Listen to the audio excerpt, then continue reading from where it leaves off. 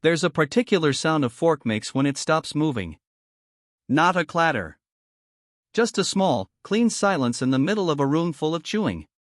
My daughter set her fork down on her mother's good china, in the house she came home to as a 6-day-old baby, and told me I had 2 weeks to sign the deed over to her and her husband, or they would have me declared incompetent and placed in a facility out on Route 30.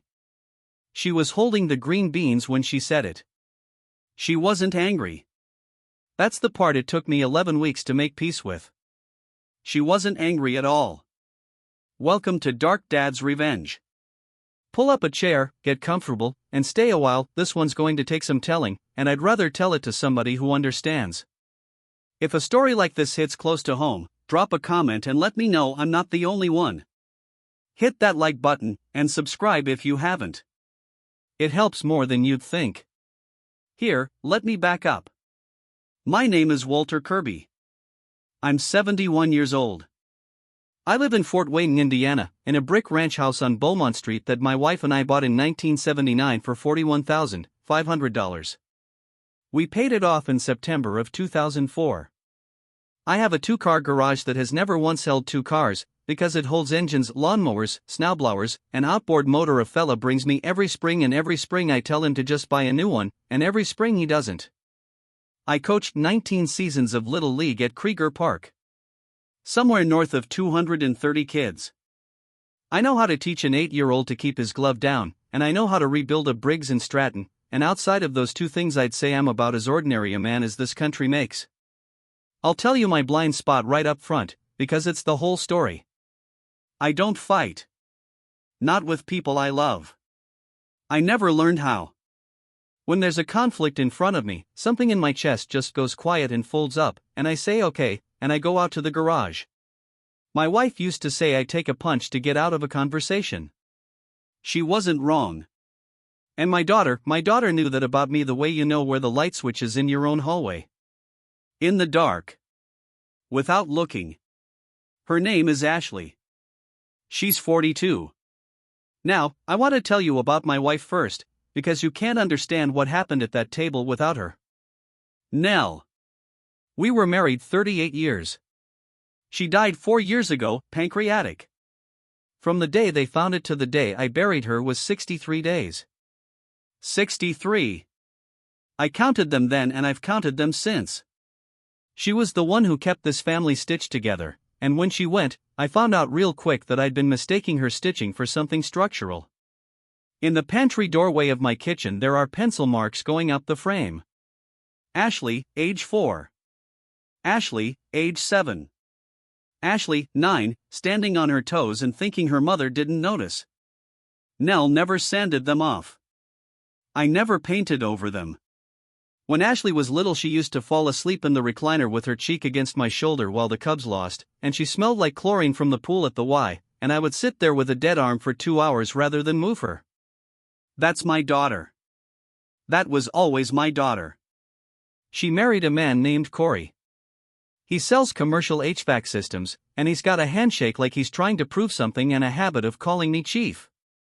They have a boy, Theo. He's 11. He plays second base, he's got his grandmother's laugh, and he comes over on Saturdays and hands me sockets while I work and asks me questions faster than I can answer them. I would go through a wall for that kid. And there's one more thing you need to know, and I want you to hold on to it, because it's the loaded gun on the mantle. In October of 2021, before my heart surgery, I signed a power of attorney. Ashley's name on it. Standard thing. My lawyer at the time said, in case something happens on the table, somebody needs to be able to pay your gas bill. Made sense to me. I signed it in about 4 seconds, without reading it, because she was my daughter and it never once crossed my mind. I never revoked it. Not in 2021. Not in 2022. Not ever. Stay with me. Sunday, March 9th, 10 past 6 in the evening. Pot roast, because it's always pot roast, because Nell made pot roast and I keep doing it like a man saying a rosary. Ashley's there, Corey's there, Theo's at the end of the table sneaking rolls to the dog. And Ashley sets down her fork and says, "Dad, we need to talk about the house." She had a folder. I want you to understand something about that detail. She brought a folder to Sunday dinner. She'd printed things.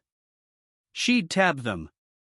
She said the market was good, she said the house was too much for me, she said she'd talked to somebody about getting ahead of things, and then she slid a quitclaim deed across the table, over the gravy, and told me it just made sense for the house to be in her and Corey's names now.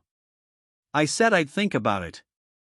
And she said, "Come as a woman reading a grocery list, Dad, if you make us do this the hard way, we'll do it the hard way.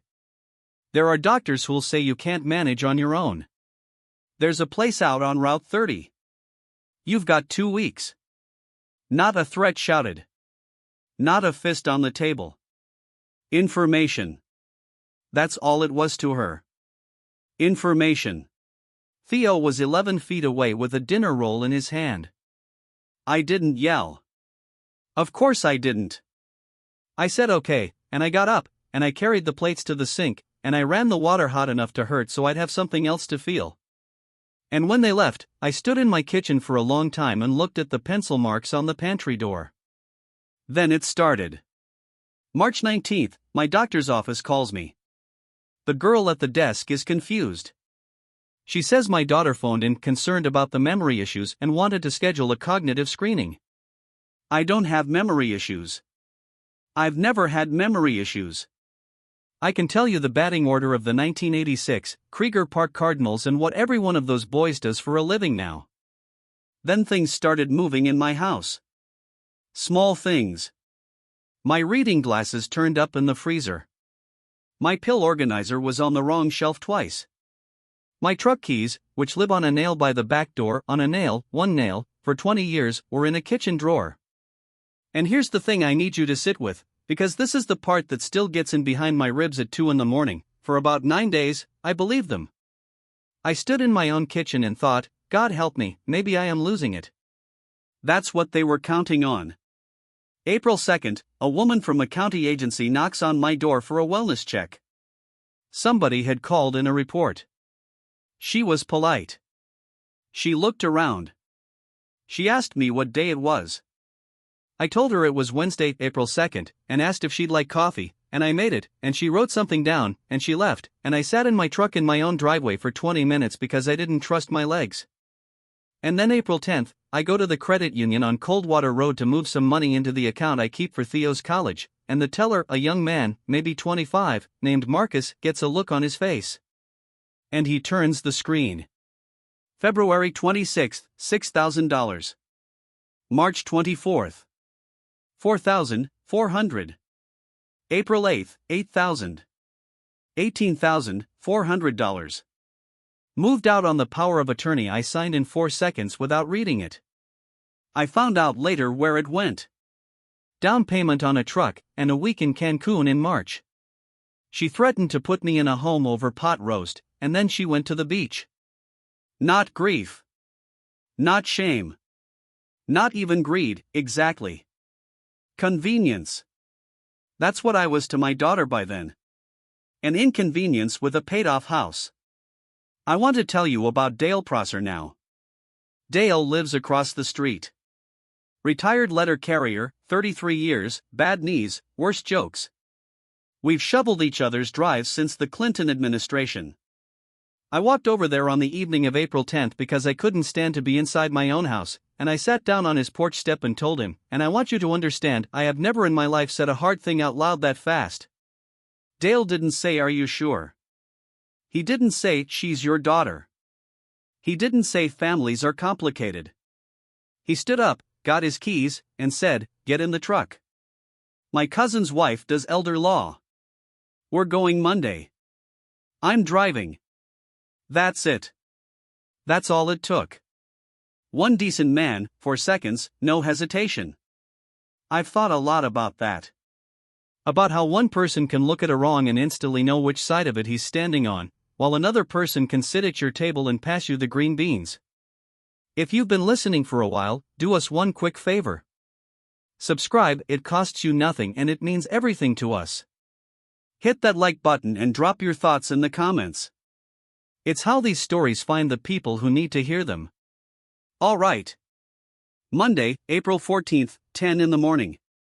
An office above a dry cleaner on Wells Street.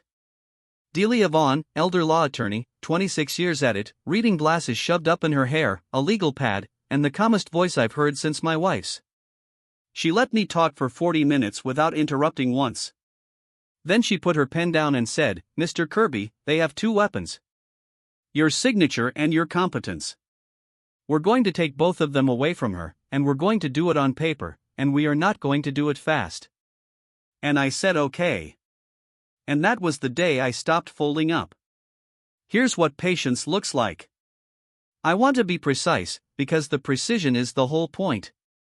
April 14th, we revoked the power of attorney. Notarized, filed with the county recorder, and sent certified mail to Ashley, to Corey, and to every financial institution I've ever had a nickel in.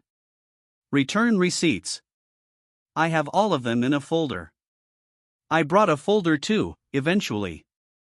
April 16th, I sat for 4 hours of neuropsychological evaluation with a specialist named Dr. Bhatia. 4 hours. Memory, executive function, the whole battery. She scored me 29 out of 30.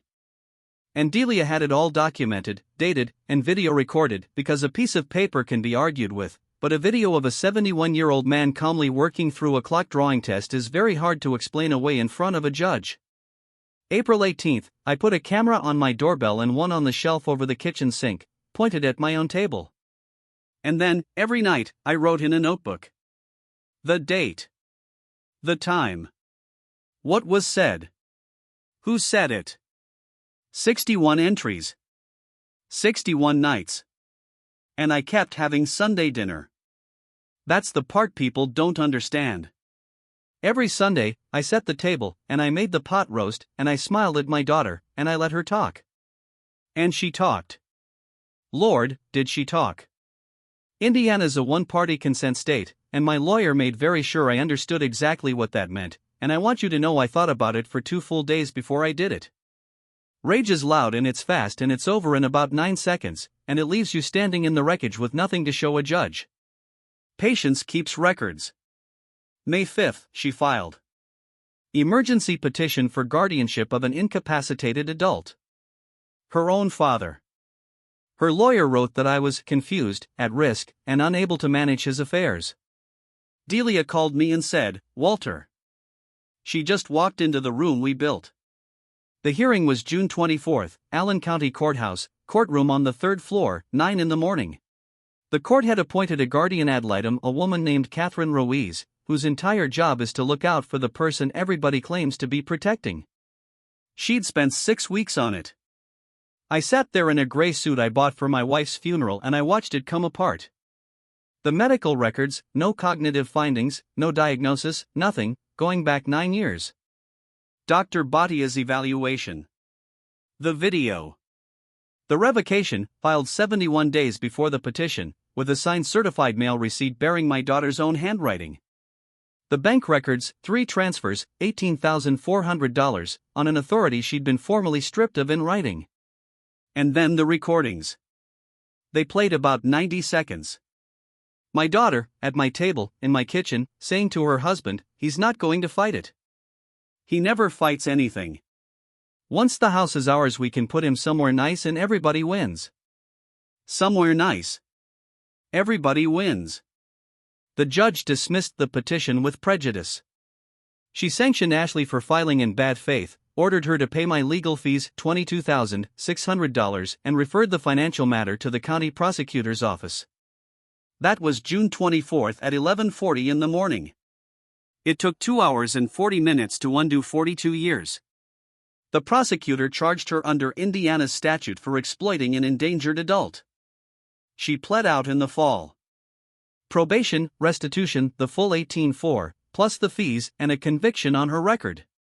And here's the thing about a conviction like that: when you're a mortgage loan officer at a bank, it's not a setback. It's the end. Her license was gone. The bank let her go on the 1st of July, before the plea was even entered. She lost her career trying to take a house appraised at $214,000. I never raised my hand. I never raised my voice. I raised paper. She came to the house on July 8th, 6 in the evening, near enough. She stood on my porch, and she'd been crying, and she said, "You're going to take everything from me. And I looked at my daughter, and I felt about 100 years old, and I told her the truth. Ashley, the house was already yours. She didn't understand. I could see it. So I said it again, slower. It was in the will. It's been in the will since 2004. The house, the accounts, the truck, all of it, free and clear, no conditions. All you ever had to do was be decent to me and wait. You didn't have to take it. You were going to be given it. And I watched it land. I watched my daughter do the arithmetic on her own life right there on my welcome mat, that she had traded a paid-off house, her career, her clean name, and her father for 2 weeks. She wasn't willing to be patient. She said, "Dad, please." And I said, "The house goes into a trust for Theo. He gets it at 25. His college is funded. He can come every Saturday, and I will hand him a socket wrench, and I will never say one word to that boy about his mother." And then I said the last thing I had. I'm not angry, Ashley. Because I wasn't. That was the whole thing. I was standing there with nothing left to protect, not the house, not the money, not the picture of her I'd been carrying around for 42 years, and a man with nothing left to protect doesn't need to shout. She stood there a long moment. Then she went down the steps and out to the car. I closed the door and went out to the garage and finished a carburetor. Theo still comes on Saturdays. He's got a hell of a glove. Here's what I know now, and it cost me my only daughter to learn it. She knew every soft place in me. She knew I'd never say no, she knew I'd sign whatever was put in front of me, she knew I'd fold up and go out to the garage. She spent her whole life mapping every inch of that. She just never once went looking for the bone underneath. If you enjoyed this story, join our community by hitting that like button and subscribing for more real, raw, and family-centered stories. And as always, thank you for being a part of Dad's Raw Revenge. I'll see you on the next.